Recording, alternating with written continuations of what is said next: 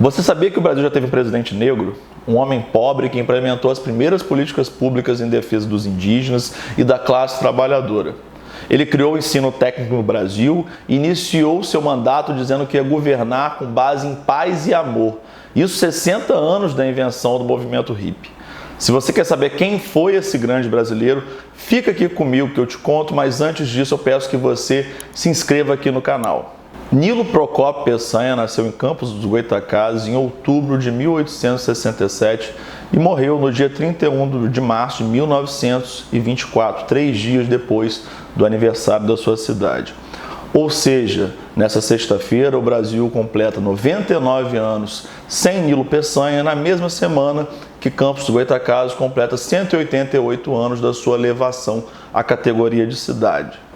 O seu pai vendeu seu pequeno sítio em Morro do Coco, no interior de Campos, e comprou um imóvel na cidade e se tornou padeiro. Enquanto ele trabalhava fazendo pão, Nilo, que era o filho mais velho, trabalhava no balcão e estudava nas horas vagas. Ele era visto com livros no balcão, ele é um garoto muito inteligente, muito talentoso e muito jovem. Ele já se politizou, desenvolveu ideias de esquerda e se colocou contra a monarquia e pela abolição da escravidão do Brasil. Ele foi estudar Direito primeiro no Largo de São Francisco, em São Paulo, e depois na Faculdade de Direito de Recife, os dois centros universitários mais tradicionais do Brasil, que formavam a elite intelectual e política do país. Quando ele se formou, ele voltou para Campos, começou a trabalhar como advogado, como militante da causa abolicionista e republicana. Campos era uma cidade que na época ela condensava muitas contradições do capitalismo brasileiro, ao mesmo tempo que era uma cidade que tinha uma economia que se desenvolvia muito, puxada pela indústria da cana-do-açúcar. Foi a primeira cidade da América Latina, por exemplo, a receber energia elétrica. Ela tinha uma vida cultural e intelectual muito viva. Campos até hoje tem a livraria mais antiga do Brasil, teve o jornal Monitor Campista, o jornal mais antigo do país até há pouco tempo, mas ao mesmo tempo Campos era uma cidade que tinha a maior concentração de população escravizada do país, em torno de 44%, quase metade de uma população de 85 mil habitantes. Qual foi o resultado dessa contradição no período em que o movimento abolicionista ganhava força? A luta abolicionista em Campos se tornou a mais radical do Brasil. Os abolicionistas começaram a organizar guerrilhas, luta armada, promoveram invasões de propriedade, queima de canavial, fuga em massa de africanos escravizados. O grande líder abolicionista brasileiro, José do Patrocínio, era campista, e assim como Nilo Peçanha, ele era um pardo. José do Patrocínio era filho de um vigário branco com uma mulher negra. Nilo Peçanha era negro, lembrando que pela classificação do IBGE são considerados negros tanto pretos quanto pardos. Nilo Peçanha, ele era pardo. Ele não reivindicava a sua ancestralidade africana para não prejudicar a sua carreira política, assim como Machado de Assis, ele buscou embranquecer a sua imagem, mas ele lutou no movimento abolicionista e sofreu com racismo ao longo da vida.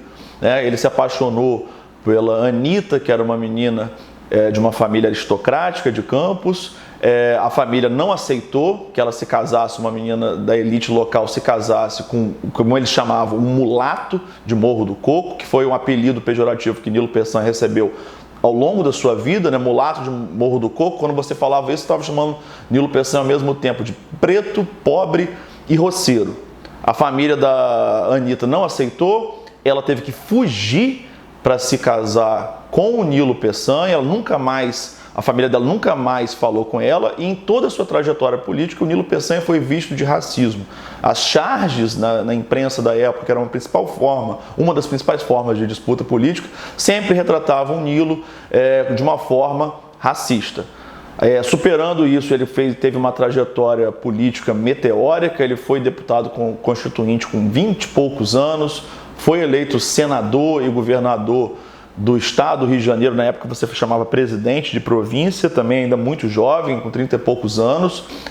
Teve uma administração exemplar, brilhante, e em 1906 foi eleito vice-presidente da República, com uma votação esmagadora, ele teve 270 mil votos contra 600 votos, isso mesmo, 600 votos do seu adversário, enquanto o presidente da República era o Afonso Pena. Quando o Afonso Pena morreu em 1909, 3 anos depois, o Nilo Peçanha se tornou o mais jovem presidente da história do Brasil, com 41 anos. Até hoje, ele só foi superado pelo Fernando Collor de Mello, que era um pouquinho mais jovem que ele. O Nilo Peçanha teve um mandato curto, de 2 anos, pouco menos de 2 anos, mas foi um período que ele fez história no Brasil. Ele criou o Serviço de Proteção ao Índio, junto com o Marechal Cândido Rondon, que foi um grande brasileiro, né, um militar na época que o Brasil tinha grandes homens no exército. Infelizmente isso deixou de ser uma realidade, eu espero que isso mude em breve, mas o Rondon foi um cara responsável pela ocupação do território brasileiro, pela grandeza que o país tem hoje, pela proteção dos povos indígenas, e o Nilo criou, né, o que foi o antecedente da FUNAI.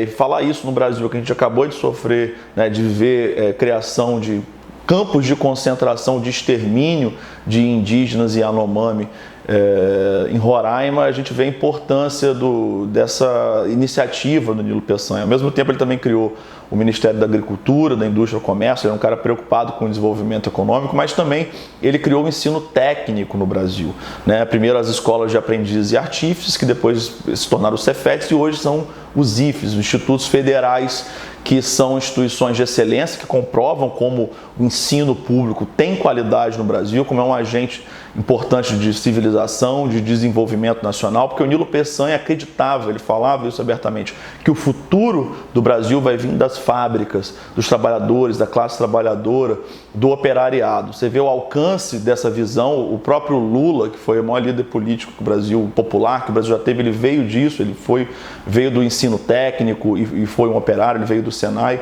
né, que foi criado no Brasil pelo Nilo Peçanha, mas essa visão de desenvolvimento nacional, de industrialização, né, de promoção do ensino pelas classes trabalhadoras, isso só foi implementado no Brasil pelo Getúlio Vargas após a Revolução de 30. Então, Nilo, dentro do contexto da República Velha, da República Oligarca, ele era um grande visionário, um homem muito à frente do seu tempo. Era um homem que fazia política de uma forma diferente. Ele sempre caminhava pelas ruas do Rio de Janeiro, conversava com trabalhadores, conversava, dialogava com os pobres. Ele é considerado, por essa visão, um dos primeiros populistas, né, chamado de populistas, da história do Brasil. Ele saiu da presidência, ele foi eleito novamente senador, foi eleito novamente governador, presidente da província do Rio de Janeiro, e assumiu o Ministério das Relações Exteriores em 1917. O presidente era o Venceslau Braz, e num momento dramático, o mundo vivia a Primeira Guerra Mundial, e sobre a gestão do Nilo Peçanha no Ministério das Relações Exteriores, o Brasil declarou guerra à Alemanha. Depois disso, Nilo Peçanha se lançou em 1921 como candidato a presidente da República, líder do movimento de reação republicana, só que ele acabou perdendo a eleição, uma eleição disputada para o Arthur Bernardes, e foi um momento chave da história do Brasil, porque o Arthur Bernardes era um presidente bastante reacionário, impopular, né? E durante o seu mandato a gente viveu um período de ebulição que levaria à crise da República Velha e até a Revolução de 1930. Teve a eleição de 1921, em 1922 a gente tem um ano que acontece a Semana de Arte Moderna, a fundação do Partido Comunista Brasileiro, né, a revolta dos 18 do Forte, que é o marco do movimento tenentista, que da onde saiu tanto Luiz Carlos Prestes, da coluna Prestes, que seria o grande líder do Partido Comunista no século XX, mas também saiu militantes reacionários, fascistas, que participariam do Estado Novo, do golpe do Estado Novo 37, da ditadura militar. Tudo isso aconteceu num espaço curto de tempo. A carreira política do Nilo Peçanha foi curta, ele morreu jovem, mas muito intensa e marcada como um homem progressista, visionário, que olhava à frente do seu tempo, sempre buscando desenvolver o país, gerar o crescimento, diminuir as desigualdades, melhorar a vida das classes trabalhadoras, dos pobres, que é da onde ele veio.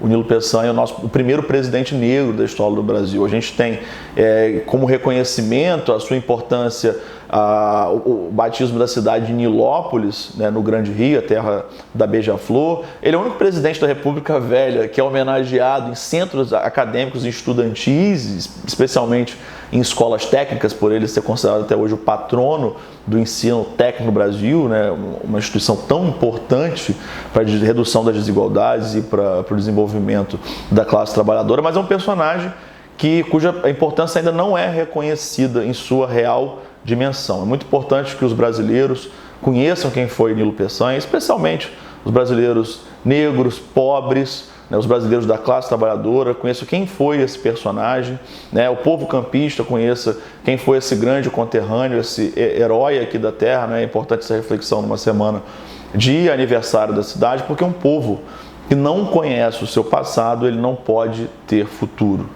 Por isso eu peço que você compartilhe esse conteúdo, que você comente aqui, diga para mim o que você achou, se você gostou desse vídeo, se você concorda ou não com as coisas que eu falei aqui.